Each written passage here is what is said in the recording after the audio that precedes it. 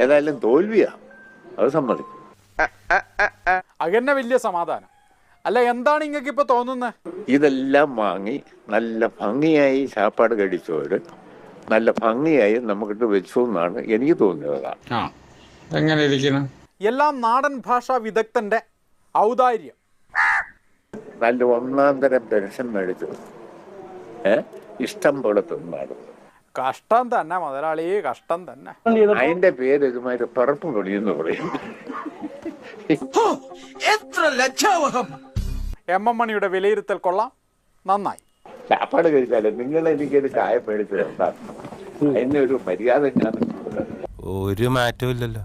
ഇവരെ പിന്നെ ചായ മേടിച്ച് കൊടുക്കുന്നതേ ഒരു സന്തോഷത്തിനാണ്, അല്ലാണ്ട് തിരിച്ച് ചായ കിട്ടുമെന്ന് വിചാരിച്ചിട്ടല്ല കേട്ടോ.